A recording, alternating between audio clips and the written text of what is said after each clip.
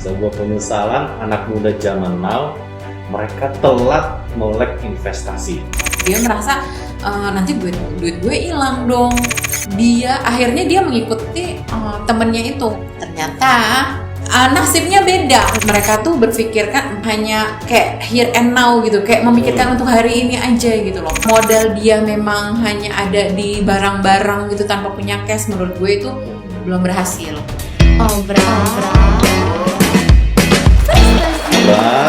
Prestasi. Obrolan Falguri, pinter reksadana dan investasi. Nah, ini Sobat Bravo bisa dengerin kita di Spotify, ada juga di Anchor FM, dan juga ada di YouTube kita @kbfalguri-aset. Nah, di podcast ini kita akan membahas tentang keresahan finansial anak muda zaman now, solusi dari keresahan itu, tentang gaya hidup, manajemen keuangan, perencanaan keuangan, dan juga isu-isu yang lagi trending seputar finansial. Nah, jadi kita akan ngobrol-ngobrol seru.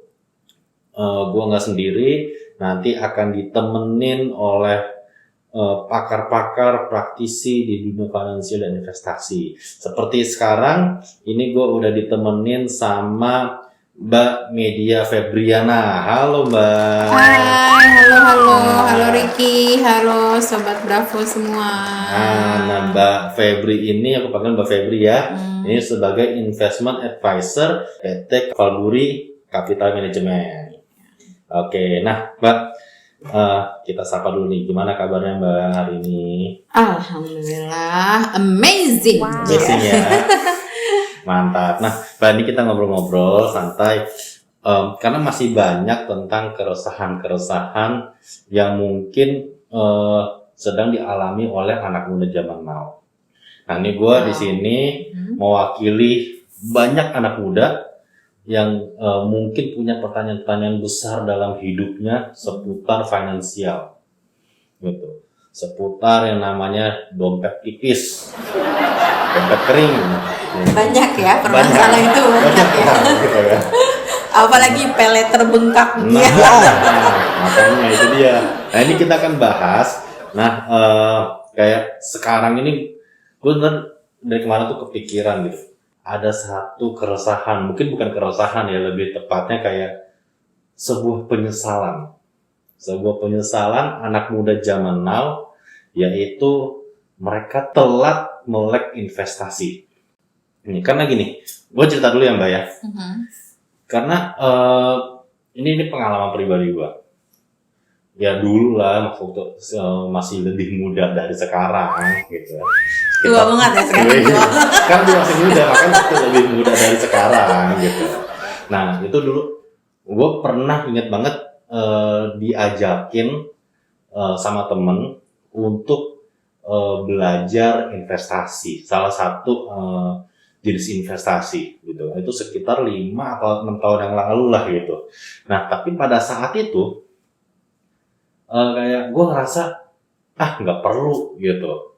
Gue ngerasa kayak gue cukup kerja aja lebih baik, kerja lebih keras, terus udah yang penting gue punya tabungan di bank cukup gitu. Dulu gue ngerasa kayak gitu. Gue ngerasa kayak investasi itu nggak penting karena ya udah gue mau dapetin duit banyak, kerja gitu. Nah, cuman semakin kesini goal gue tuh makin sulit tercapai gitu. Nah, emang dari dulu gue punya goal sebenarnya pengen buka usaha gitu kan, cuman ternyata yang modal yang udah selama ini gue kumpulin itu nggak cukup kayak gitu. Nah, ini mungkin sama seperti banyak penyesalan atau keresahan anak-anak muda lainnya yang mungkin ada yang mirip ceritanya kayak gitu.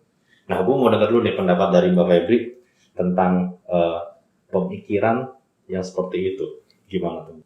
Kalau anak muda sekarang tuh emang banyak banget yang udah antipati banget sih sama investasi.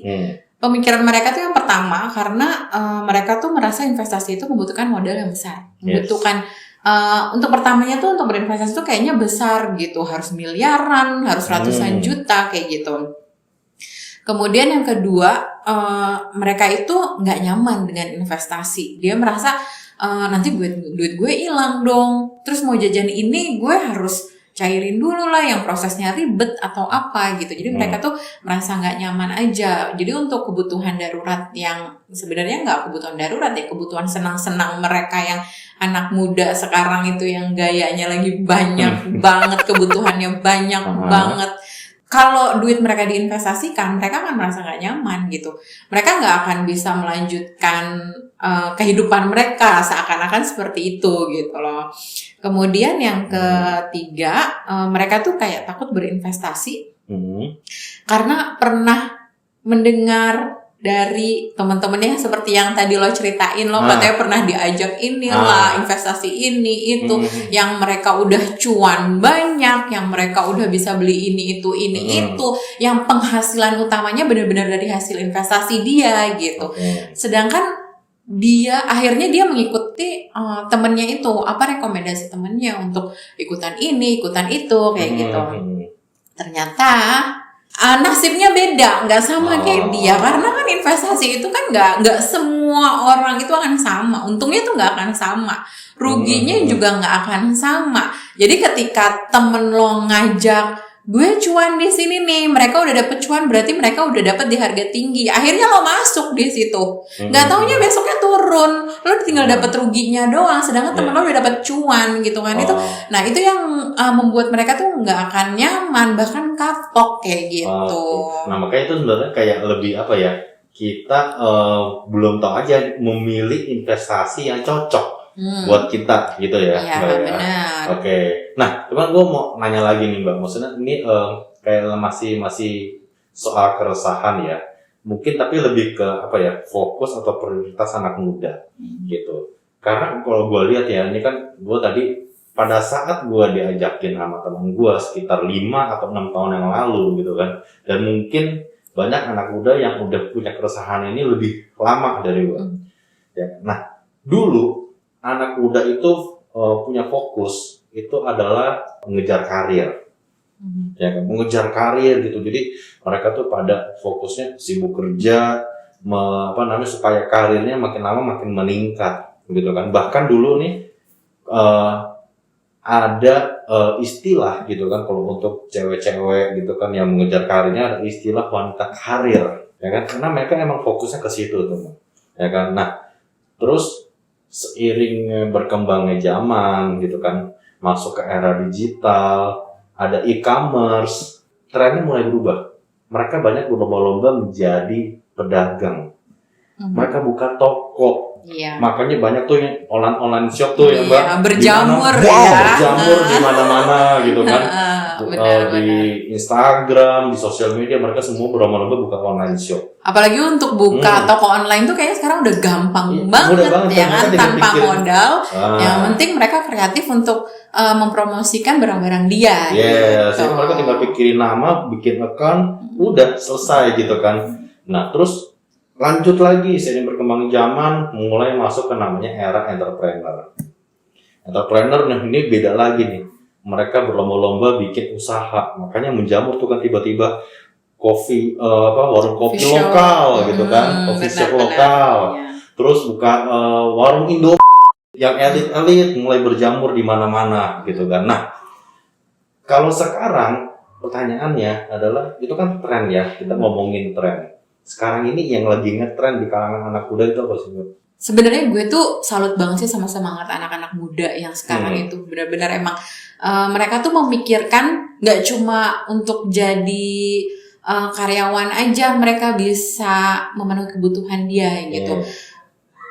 Tapi nggak sedikit juga, maksudnya yang mereka tuh berpikirkan hanya kayak here and now gitu, kayak memikirkan untuk hari ini aja gitu loh, tapi nggak memikirkan untuk masa depan dia tuh kayak gimana gitu.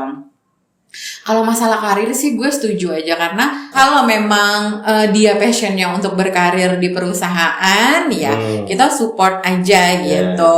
Terus yang kedua, mereka mau usaha nih, mereka udah punya strategi untuk bisnis, mereka udah punya modal walaupun nggak terlalu banyak, tapi hati-hati ya, yang namanya untuk memulai usaha itu kan semuanya butuh modal ya. Kadang-kadang tuh kayak tawaran-tawaran untuk pinjaman modal lah dari bank ini, dari bank itu, kemudian yang tadi gue bilang pay letter bengkak lah, itu alasannya untuk modal ini modal itu kayak gitu. Nah itu kalau si teman kita yang punya usaha itu tapi udah merasa nggak punya cash atau modal dia memang hanya ada di barang-barang gitu tanpa punya cash, menurut gue itu belum berhasil.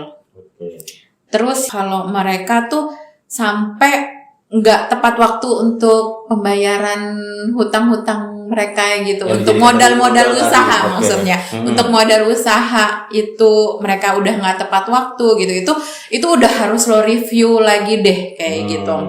Kemudian selain itu kalau dia udah mentok nih di strategi, karena kan kalau satu di sebelah kita lagi bikin coffee shop, ternyata sebelah ada lagi bikin coffee shop lebih bagus lagi dengan strategi yang lebih oke lagi kayak gitu, dengan modal yang lebih oke lagi gitu. Terus kita udah nggak ada strategi kayak gimana, lo harus review lagi deh kayak gitu. Nah dari situ kalau gue saran, entah lo itu mau berkarir, entah itu lo mau berusaha gitu, menurut gue lo wajib banget untuk punya simpanan, even itu investasi atau tabungan kayak gitu. Karena apa? Dari entah itu karir atau usaha, itu semuanya nggak berjalan mulus naik terus loh, nggak kan? Pasti bener ada di atas, kita ada kadang ada di bawah kayak gitu. Kalau kita memikirkan di hari ini saja yang tadi gue bilang here and now gitu, tanpa memikirkan masa depan, lo pasti nggak akan punya investasi gitu. Tapi sebenarnya kenapa gue saranin banget lo untuk berinvestasi, walaupun lo dari dimulai yang paling kecil lah, dari nominal yang paling kecil lah gitu. Itu dari investasi itu dia kayak akan suatu saat si investasi itu akan memberikan kontribusi yang banyak untuk kehidupan lo selanjutnya. Saat lo lagi merasa terendah, terpuruk, atau lo lagi merasa rugi atau apa, dia akan memberikan kontribusi lebih banyak untuk hidup lo. Gitu. Nah jadi ini gue tarik kesimpulan ya Mbak. Investasi itu sebenarnya dalam kita mengejar impian kita, goal kita tadi. Investasi itu menjadi salah satu strategi. Koreksi ya Mbak ya, kalau nggak salah ya. Investasi itu menjadi satu strategi yang akan mensupport usaha kita untuk mencapai goal kita. Nah, benar nggak? Benar ya, betul Mbak, banget. Ya? Makanya investasi itu menjadi satu elemen penting dalam kita melakukan usaha untuk mencapai goal. Entah itu mengejar karir, entah itu buka usaha, gitu ya Mbak ya. Oke, nah pertanyaan selanjutnya, nah sekarang ini kan berarti trennya itu masuk ke namanya era investasi. Sekarang ini jadi banyak kan bermunculan nih orang-orang yang membuka jasa investasi, gitu kan, pengelola investasi, gitu kan. Nah, ada nggak sih investasi apa sih yang aman buat anak muda zaman now nih Mbak? Biar mereka itu nggak terjebak di investasi yang salah. Gini, balik lagi tadi ya, buat lo semuanya yang lagi fokus berkarir, lagi fokus berusaha gitu, tanamkan deh dalam diri lo itu untuk bisa berinvestasi dimulai dari nominal yang terkecil. Boleh itu 10.000 atau 100.000 dengan resiko yang terendah. Terus udah lo diemin aja. Suatu saat lo ada kebutuhan apa, lo akan merasakan bahwa investasi yang udah lo rutinin itu, lo rutinin setiap hari, itu akan bermanfaat bagi diri lo. Buat lo yang lagi fokus berkarir, yang lagi fokus berusaha, gue saranin lo tetap untuk menyisihkan untuk investasi dimulai dari nominal yang terkecil dan resiko yang terendah. Tapi itu lo lakukan secara rutin.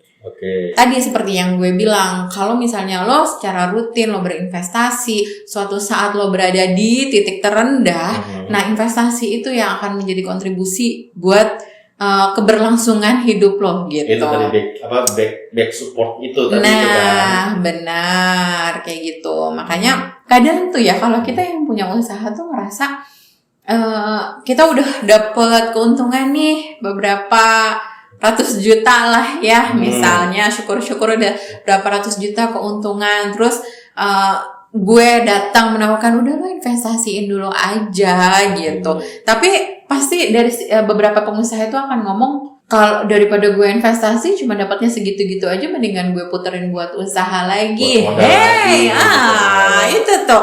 Nah itu kadang emang banyak tuh mindset yang kayak gitu. Yang mindset seperti itu. Nah itu seperti yang gue bilang, kalau lu semua puterin ke dalam modal, lu harus review lagi. Kalau lu sampai nggak punya cash, lu nggak punya simpenan, semua lu ada di dalam barang untuk modal itu, lu harus review lagi itu strategi usaha lo itu. Kayak gitu. Makanya karena ya itu dia, namanya usaha, namanya calon entrepreneur lah, tetap mereka tuh kalau menurut gue tetap harus punya yang namanya dana darurat atau dana cadangan yang diinvestasikan. Karena biarlah lo kerja tapi uang lo juga ikut kerja buat suatu saat. Suka tuh. Nah, cuman ini pertanyaannya Mbak, kan kita punya suatu uang yang buat modal, terus sebagian kita harus sisihkan buat investasi, buat dana darurat tadi. Idealnya kita harus sisihin berapa sih Mbak? Dari misalnya 100% modal kita atau 100% uang yang kita punya. Kalau menurut gue idealnya untuk lo nabung untuk setting goal lo, terus untuk strategi investasi lo untuk masa depan. Untuk masa depan lo idealnya adalah 10 sampai dengan 20% dari penghasilan lo, dari keuntungan usaha lo, dari gaji lo. Kayak gitu. Berarti mungkin dari penghasilan yang kita dapat, kita sisihin 10-20% buat investasi. Lebih bagus lagi kalau 10-20% lagi itu di portfolio yang berbeda-beda lah. Jadi lo punya diversifikasi juga gitu. Dan itu menurut gue lebih aman. Itu buat ini ya Mbak ya, meminimalisasikan resiko. Nah, betul. Oke, nah cakep. Jadi nah ini gue kesimpulan dulu nih, berarti buat anak muda zaman now, ini mumpung lagi trennya nih sekarang adalah investasi, nabung gitu kan. Berarti bisa jadikan nabung ini sebagai satu strategi yang akan support kita untuk mencapai usaha kita. Nah tadi kan Mbak Febri bilang sebagai dana darurat investasikanlah di investasi yang resikonya rendah, gitu kan. Nah itu contohnya apa sih Mbak? Kalau lo mau berinvestasi, yang tadi gue bilang lo harus diversifikasi atau membedakan tempat lo berinvestasi. Maksudnya gini, jadi lo harus punya tujuan. Misalnya lo harus punya goal untuk dana darurat. Dana darurat kita nggak pernah tahu ya, entah itu untuk rumah sakit, entah itu untuk kebutuhan yang benar-benar mepet banget gitu. Kemudian untuk jangka panjang, misalnya lo mau jalan-jalan, misalnya lo mau sekolah lagi, misalnya lo mau beli sesuatu yang emang kayak sekarang nih, misalnya mau beli iPhone, wah nanti gue mau beli iPhone 17, oke lah kita nabung buat 2 tahun ke depan kayak gitu misalnya.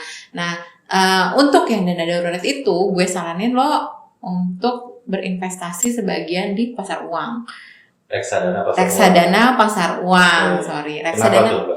Karena di reksadana pasar uang itu memiliki resiko yang rendah. Jadi yang tadi gue bilang kalau misalnya mau mulai berinvestasi, coba lu mulai di yang resiko lebih rendah. Nah itu ada di reksadana pasar uang gitu. Nah di reksadana pasar uang itu, jadi kapanpun suatu saat lo ada kebutuhan darurat, lo bisa ambil kapanpun kayak gitu.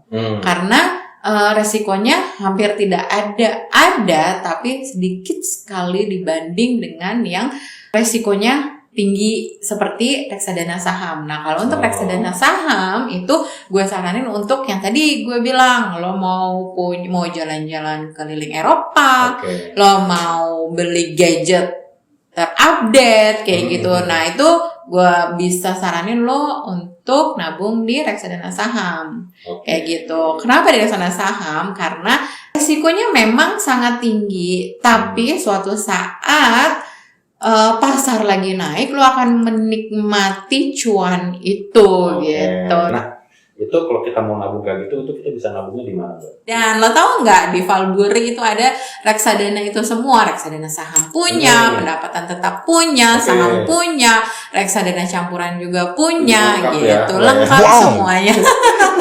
Nah itu kalau misalnya nih anak muda, buat sobat Bravo nih semuanya anak muda zaman now nih yang gue udah mau mulai nabung deh nih, kira-kira mereka bisa nabungnya di mana sih Mbak? Wah, kita punya platform yang oke banget, ini. yaitu Bravo.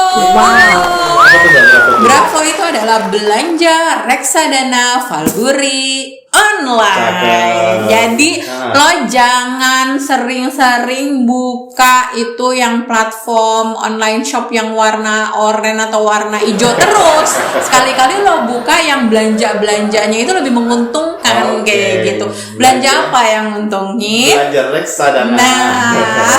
Oke, nah itu mereka bisa belanja reksadana Valburi online ini di mana tuh Mbak?